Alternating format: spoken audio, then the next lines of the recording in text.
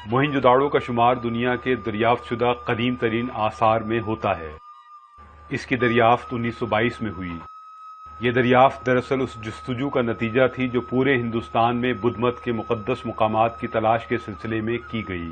पहले इस खुदाई के नतीजे में यहाँ स्टोपा नजर आया, फिर आर्कियोलॉजी सर्वे ऑफ इंडिया के director general sir John Marshall की सरबराही में यहाँ खुदाई का आगाज किया गया।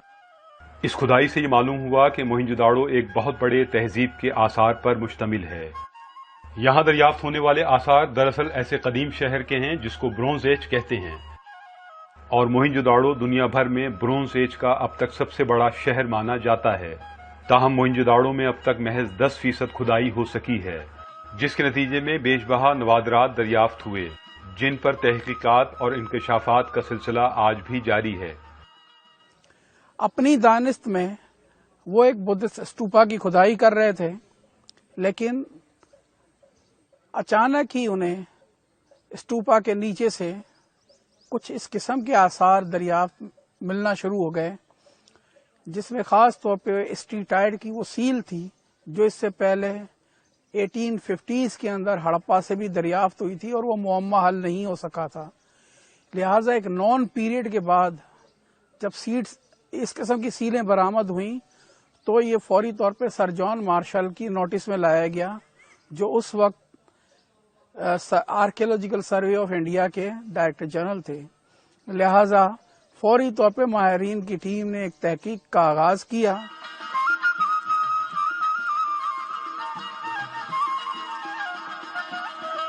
अक़वाम मुत्तहिदा के इदारे बराए तालीम और साइंस और सकाफत यूनेस्को ने 1981 में इसे आलमी अहमियत के हामिल सकाफती वरसे की फहरिस्त में शामिल किया, क्योंकि मोहनजोदाड़ो 5000 साल कदीम आलमी वरसा है।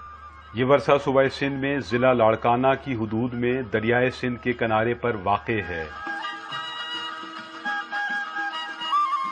मोहनजोदाड़ो में अब तक सिर्फ 10% खुदाई क्यों हुई है और माहिरीन आसार कदीमा अब तक वो बुनियादी जवाबात क्यों हासिल नहीं कर सके कि यहाँ रहने वाले कौन थे, उनका रहन सहन कैसा था, उन लोगों की जुबान क्या थी, ये सवालात खुद अपनी जगह तशना तलब हैं। यहाँ जो नमूने मिले हैं वो एक तरह तारीख की इब्तिदा कहे जा सकते हैं, ताहम ये कोई गुमनाम शवाहिद और नमूने नहीं हैं, मगर ये दरियाफ्त अभी तक सरापा राज है। मोहनजोदड़ो एक ऐसा दौर है कि जिसमें तहरीर आपकी जो है वो ऐसी शक्ल में मौजूद है कि जो आप अभी तक पढ़ नहीं पाए, लेकिन तहरीर मौजूद है उसकी। तो एक तरह से ये तारीख की इब्तिदा है। तो वो चीजें जो है वो आपके सामने है। वो हम ये नहीं कह सकते कि वो चीज जो है वो बिल्कुल ही कोई गुमनाम है। जब तक उसकी हम तहरीर ठीक तरह से नहीं पढ़ पाते हैं तो हम जरा उलझन का जरूर शिकार हैं।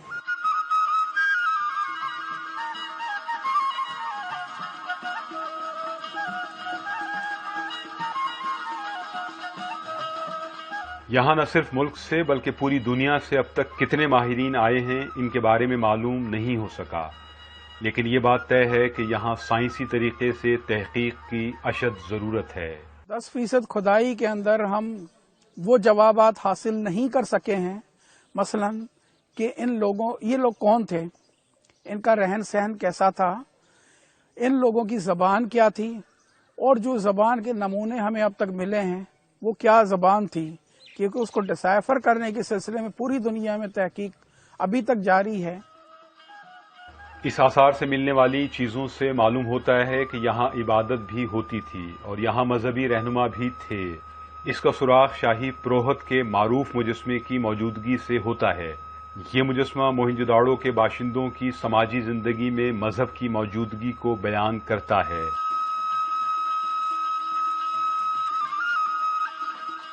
दूसरी तरफ कांसी से तैयार किया गया रक्कासा का मुजस्मा यहाँ के बाशिंदों के फनून लतीफ़ा के बारे में बताता है। कुछ माहिरीन का ख्याल है कि डांसिंग गर्ल के मुजस्मे ने जो चूड़ियां पहनी हैं वो थर से ताल्लुक़ रखने वाली औरतों के रहन सहन और सकाफत से मिलती जुलती हैं। डांसिंग गर्ल का जो मुजस्मा यहाँ से मिला है और उस डांसिंग गर्ल ने जो लिबास पहना हुआ है, खास तौर पे बाजुओं में जो चूड़ियां पहनी हुई हैं, वो थरपार करके इलाके से मिलने वाली औरतों के रहन सहन, सकाफत और उनकी चूड़ियों से काफी मिलती जुलती है।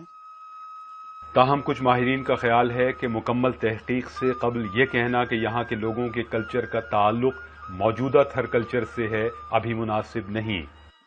اب اگر کوئی یہ کہے کہ جی یہ چوڑیاں جو ہیں یہ اچانک یہ کوئی معلوم ہوا کہ جی یہ تھر کے لوگ یہاں آ کر بسے تھے، تو میں سمجھتا ہوں کہ اس کو یوں دیکھنا چاہیے کہ اس زمانے میں اس پورے علاقے میں جو تہذیب تھی وہ اس میں خواتین چوڑیاں پہنتی تھیں، اور وہ اب ہمارے شہری علاقوں سے، سندھ کے میدانی علاقوں سے یہ چیز آہستہ آہستہ ختم ہو گئی ہے، لیکن اب تک یہ تھر میں قائم ہے، باقی ہے۔ تو اس کو اس طرح سے دیکھنا چاہیے کہ جو موہنجو دڑو زندہ اگر دیکھنا ہم چاہتے ہیں کہ وہ کیسے تھا، تو پھر جا کر ہمیں تھر کی اسٹڈی کرنی چاہیے۔ ماہرین آثار قدیمہ کے مطابق یہاں ایسے نشانات بھی ملے ہیں جن سے ظاہر ہوتا ہے کہ موہنجو داڑو کے لوگوں کے تجارتی روابط پوری دنیا سے تھے، جو چین سے لے کر میسوپوٹیمیا تک پھیلے ہوئے تھے۔ موہنجو داڑو کے ثقافتی روابط، تجارتی روابط پوری دنیا سے تھے، چائنا سے لے کر میسوپوٹیمیا تک ہمیں اس کے آثار ملے ہیں، اس کی تجارت کے نشانات ملے ہیں۔ تو یقیناً آئندہ جب ہم تحقیق کریں گے، مزید کھدائیاں کریں گے، تو کسی نتیجے پر پہنچ سکتے ہیں۔ موہنجو داڑو کو باقاعدہ ایک منصوبہ بندی کے تحت بسایا گیا تھا۔ یہاں کھدائی سے جتنے شواہد ملے ہیں ان سے معلوم ہوتا ہے کہ یہ ایک آرگنائزڈ سوسائٹی تھی۔ سائٹ میں سے جتنی انفارمیشن اب تک ملی ہے کہ ایک ویل پلانڈ سوسائٹی تھی، جن کے پاس ایک بہت بڑے خطے پہ انتظامی تسلط قائم رکھنے کی صلاحیت تھی، اور اس سائٹ پہ جو اتنا بڑا شہر تھا، بہت بڑے حدود اربا پہ واقع ایک بہت بڑا اربن سینٹر تھا، ان کی ٹیکنیکل ڈیولپمنٹ بہت تھی۔ اس کے علاوہ وہ جگہ کسی نہ کسی حوالے سے، کسی نہ کسی سسٹم کے تحت بندھی ہوئی تھی، جس سے اس کی ضروریات کو پورا کرنے کے لیے ایک پوری پیریفری اویلیبل تھی۔ تو آج کل کی جتنی ایویڈنس ہمیں مطلب آرٹیفیکٹس کی صورت میں ملتی ہیں، وہ ہمیں یہ باور کرا رہی ہیں کہ وہ سوسائٹی اپنی جگہ پہ آرگنائز سوسائٹی تھی۔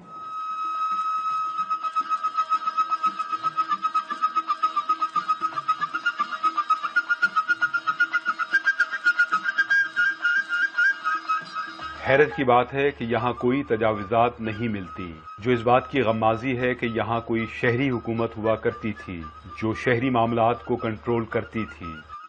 موہنجو داڑو کے آثار 5000 سال قبل اس خطے میں مہذب شہری معاشرے کی نشاندہی کرتے ہیں۔ آج مردہ کہلانے والا یہ شہر اور اس کے شہری سول انجینئرنگ، مخصوص رسم الخط اور سماجی زندگی کے رکھ رکھاؤ کا شعور رکھتے تھے۔ یہاں کے شہری علاقوں کی تعمیر انتہائی مہارت کا سراغ دیتی ہے۔ یہاں محلے ملتے ہیں جو بڑے ہوادار اور روشن ہیں، بڑے بڑے مکانات اور گلیوں کا سراغ بھی ملتا ہے۔ یہاں حفظان صحت کے اصولوں سے آگہی کے سبب گندگی کو ٹھکانے لگانے کے لیے ڈھکی ہوئی نالیوں کا نظام بھی قائم تھا۔ نہانے اور تیرنے کے لیے گریٹ باتھ، کچرا ڈالنے کے لیے ڈسٹ بن اور ایک کالج کی عمارت کے آثار بھی یہاں سے ملے ہیں۔ دریائے سندھ کے کنارے ہونے کے باوجود یہاں رہائشی بستیوں کی آبی ضروریات کو پورا کرنے کے لیے کنوؤں کی شکل میں زیر زمین پانی کا استعمال کیا جاتا تھا۔ باقاعدہ شہری منصوبہ بندی کے تحت یہاں پر یہ شہر بسایا گیا تھا۔ ہمیں کہیں پر بھی انکروچمنٹ شہر کے اندر نہیں ملتا۔ یہ انکروچمنٹ اس بات کا غماز ہے کہ یہاں کوئی شہری حکومت ہوا کرتی تھی جو کنٹرول رکھا کرتی تھی۔ گلی کے ہر کونے کے اوپر ایک بڑی ڈسٹ بن تھی جس کے اندر سالڈ ویسٹ اوپر رہ جاتی تھی اور پانی جو ہے وہ بہہ کر ڈرین کے اندر چلا جاتا تھا۔ سارے سالڈ ویسٹ وہاں پر ہمیشہ نہیں پڑی رہتی تھی، کوئی ایسی سیوک ایجنسی موجود تھی جو اس کو کلیکٹ کرتی تھی اور ڈسپوز آف کرتی تھی۔ اور اسی کو دیکھ کر ہم کہتے ہیں کہ دنیا کو جو ہے پہلی شہری منصوبہ بندی موہنجو داڑو کے لوگوں نے دی۔ ماہرین کے مطابق یہاں کھدائی سے جو شواہد ملے ہیں ان سے معلوم ہوتا ہے کہ یہاں کی مذہبی تاریخ بدھ مت سے جڑی ہوئی تھی، جبکہ دوسری مذہبی روایت پر اب تک تحقیق جاری ہے۔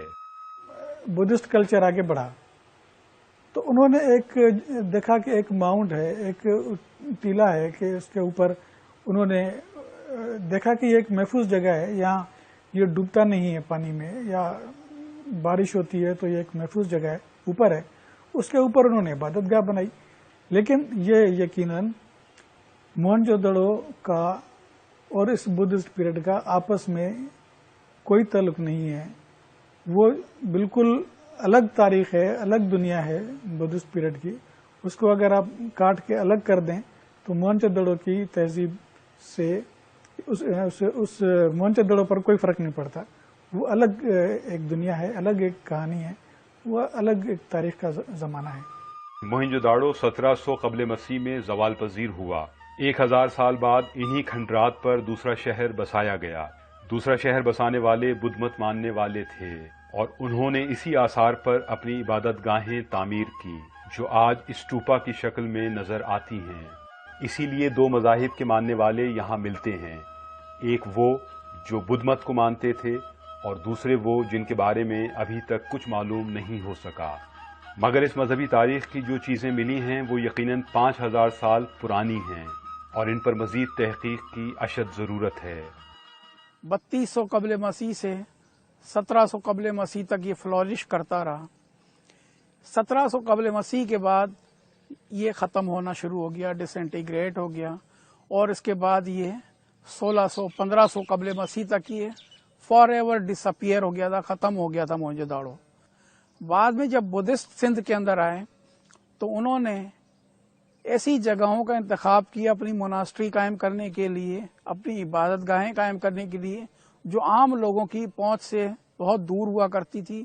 انہیں وہ کھنڈرات پسند آئے اور اپنے لیے موناسٹری اور اسٹوپا اسی آثار قدیمہ کے اوپر جو موہنجو داڑو کے آثار تھے 1000 سال کے بعد کنسٹرکشن شروع کی اور رہنا شروع کیا. کچھ ماہرین کا خیال ہے کہ ابھی تک بدھ مت کے بارے میں یہاں زیادہ ٹھوس شواہد نہیں ملے ہیں اور یہ سب محض قیاس آرائیاں ہیں، اس لیے یہاں مزید تحقیق کی جانی چاہیے. جو بدھسٹ پیریڈ کی جو فیز آتی ہے اس کا ذکر تو تاریخوں میں سرسرن آ رہا ہے، اس کو ہم ہسٹورک پیریڈ کہتے ہیں. لیکن اس خطے کی ریفلیکشن بدھسٹ پیریڈ کے حوالے سے بدھسٹ ٹریڈیشنز میں ابھی تک سامنے نہیں آئی جس سے ہم اس سائٹ کے متعلق مزید کچھ کہہ سکیں. تو سب کچھ جو کچھ ہم نے بتانا ہوگا وہ آرٹیفیکٹس کی مدد سے بتانا ہوگا. جو ڈیولپمنٹ وہاں پر کلچر کی ہوئی ہے وہ ہیومن پروڈکٹس کی بنیاد پہ ہی ہم نے بتانا ہوگا. اب وہ مذہب کے نام سے کیا مذہب تھا ہم نہیں بتا سکتے کیونکہ اس کے متعلق مزید اور جانچ کرنے کی ضرورت ہے. عالمی ورثہ قرار پانے والی ماضی کی اس شاندار تہذیب کے آثار موسمی حالات اور انسانی غلطیوں کے سبب ایک بار پھر مٹی میں ملتے جا رہے ہیں. موہنجو داڑو کے آثار سیم تھور کا شکار ہیں. اسی باعث موہنجو داڑو کی بعض اسٹریٹس والز گر گئی ہیں اور کچھ دیواروں کو گرنے سے بچانے کے لیے سپورٹ دی گئی ہے تاکہ یہ خستہ دیواریں گر نہ پائیں، جبکہ ان دیواروں سے منسلک دوسری دیواریں بھی بہت کمزور ہو چکی ہیں جو کسی وقت بھی گر سکتی ہیں. یہاں کی بعض اینٹیں جھڑ چکی ہیں اور بعض اپنی جگہ چھوڑ رہی ہیں. موسلادھار بارشوں کے سبب موہنجو داڑو کے گریٹ باتھ کو بھی نقصان پہنچا ہے اور اسٹوپا کا نیچے کا حصہ بھی خاصی حد تک متاثر ہو چکا ہے اور کئی مقامات پر گہرے گڑھے پڑ چکے ہیں. کالج کی عمارت کے ایریا میں بھی خستہ اینٹیں اپنی جگہ چھوڑ رہی ہیں.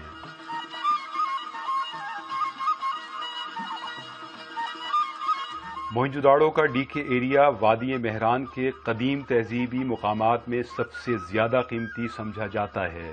تاہم اب اس کی دیوار زمیں بوس ہوتی جا رہی ہے، جبکہ 100 سے زائد ایسے مقامات ہیں جو بری طرح سیم تھور کی زد میں ہیں. نئی بارشیں ہونے کی صورت میں خستہ دیواروں کو مزید نقصان پہنچ سکتا ہے. بڑا خطرہ ہے وہ اس کو زمین کے اندر سے جو پانی کی سطح ہے اس کی جو بلندی ہوتی جا رہی ہے، زیر آب جو پانی ہے وہ جب بڑھتا ہے تو وہ جو سیم اور اس میں جو سالٹس ہیں وہ آہستہ آہستہ وہ اوپر آ رہے ہیں اور اس کے اینٹوں کو یا کنسٹرکشنز کو وہ کھاتے چلے جا رہے ہیں. تو ماہر حضرات اس کو سنبھالنے کی کوشش تو بہت کر رہے ہیں لیکن وہ ان سے سنبھل نہیں رہی چیز. ماہرین آثار قدیمہ کے مطابق موہنجو داڑو کی سائٹ ناقص منصوبہ بندی کا شکار ہے اور ابھی تک یہ معلوم نہیں ہو سکا کہ آثار قدیمہ کہاں کہاں تک پھیلا ہوا ہے اور اس کا کل رقبہ کتنا ہے۔ اس کے 10% حصے پہ تحقیق کا کام ہو سکا ہے، مزید کام نہیں ہو پایا ہے۔ ٹھیک ہے، اس حوالے سے اگر ہم یہ سوچیں کہ ہم نے اس وقت تک اب بھی تک اس چیز کا تعین نہیں کیا ہے کہ اس آرکیالوجیکل سائٹس کی ایکسٹینٹس کیا ہیں، لمٹس کیا ہیں، حدود اربع کیا ہے، تو یہیں سے پتہ چلتا ہے کہ ہم نے تو اپنا بنیادی کام ابھی کیا ہی نہیں ہے۔ پہلے تو آپ یہ دیکھ لیں نا کہ خدا نخواستہ کہیں ایسا تو نہیں ہے کہ ہم اس آرکیالوجیکل سائٹ کے اوپر تعمیرات کرتے ہوئے چلے جا رہے ہیں۔ اب کیا کوئی ایئرپورٹ کو توڑ کے، رن وے کو ڈسمینٹل کر کے وہاں ایکسکیویشن کر پائے گا؟ سرکاری افسران کا کہنا ہے کہ موہنجو داڑو کے آثار کو جو خطرات لاحق ہیں وہ دراصل نہری نظام کے سبب ہیں۔ جب اس آثار کی کھدائی شروع ہوئی، اس دوران یہاں سکھر بیراج اور دوسرے بیراجز قائم ہو گئے، جس کے باعث سیم تھور کا مسئلہ پیدا ہوا۔ تاہم آثار کو محفوظ رکھنے کے لیے اب حفاظتی اقدامات کیے جا رہے ہیں۔ بیراجز نے اور نہری نظام نے پاکستان میں جہاں زراعت کے اندر ایک انقلاب برپا کیا، وہیں پر اس نے آثار قدیمہ اور خاص طور پہ موہنجو داڑو کے آثار کو بھی نقصان پہنچانا شروع کیا، کیونکہ اس کی وجہ سے سیم اور تھور کا مسئلہ اس علاقے میں پیدا ہوا، اور یہ سیم اور تھور اس کے آثار کو خراب کر رہے ہیں۔ تو ایسے پودے یہاں پر لگائے گئے ہیں جو انڈیجینس ہیں، یہاں کے مقامی ہیں، جو سالٹ ایٹر ہیں اور جو پینیٹریٹ نہیں کرتے جڑوں، جن کی جڑیں اسٹرکچر تک، تو اس کی وجہ سے بھی سالٹ اب کم ہونا شروع ہوا ہے، سرفیس اس کی بہتر ہونا شروع ہوئی ہے۔ اب اس گرمی کے زمانے میں جہاں یہ سالٹ اڑا کرتی تھی ہوا کے ساتھ، اب ہمیں یہ سالٹ اتنا نظر نہیں آتا سطح کے اوپر، اور ہم نے اس کی سرفیس کو ایک طریقے سے کنٹرول کر لیا ہے۔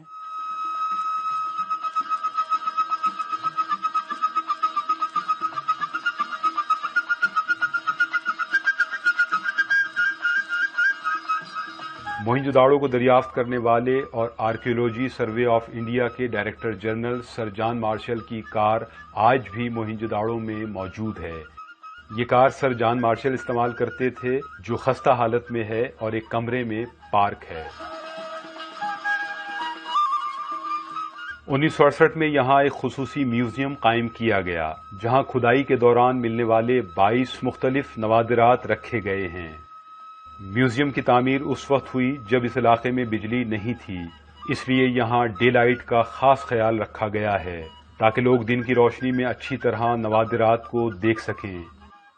عمارت جو ہے وہ 2 حصوں پر مشتمل ہے۔ ایک گراؤنڈ فلور ہے جہاں پر آفیسز ہیں، اور پہلی منزل کے اوپر نوادرات رکھے گئے ہیں، جہاں 22 مختلف شوکیسز کے اندر موہنجو داڑو سے دریافت کیے ہوئے اور انڈس ویلی کی دیگر سائٹ سے دریافت کیے ہوئے نوادرات کو رکھا گیا ہے۔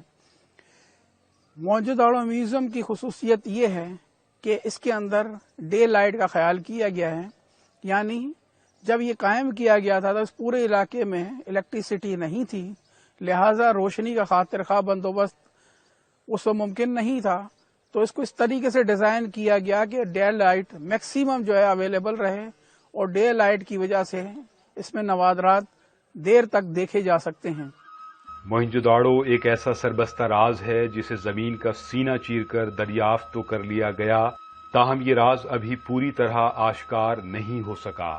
ہزاروں سال پرانی تہذیب سے مکمل آشنائی اگرچہ مشترکہ عالمی ورثہ ہے، اور حکومتی مثبت اقدامات کے ساتھ یہ عالمی برادری اور عالمی کلچرل اداروں کی بھی مشترکہ ذمہ داری ہے کہ اس قدیم ورثے کو مکمل طور پر دریافت کیا جائے۔ کیا ہم نے عالمی برادری کو اس جانب راغب کرنے کے لیے کوئی واضح اور ٹھوس منصوبہ بندی کی ہے؟ اور کیا عالمی برادری نے موہنجو داڑو کے کلچرل ورثے میں اتنی دلچسپی لی ہے جتنی انہیں لینی چاہیے؟ یہ سوالات اپنی جگہ، لیکن اگر حالات یوں ہی رہے تو شاید تہذیب کا یہ غیر معمولی خزانہ اس صدی کے آخر تک آئندہ نسلوں کے لیے موجود نہ رہ پائے۔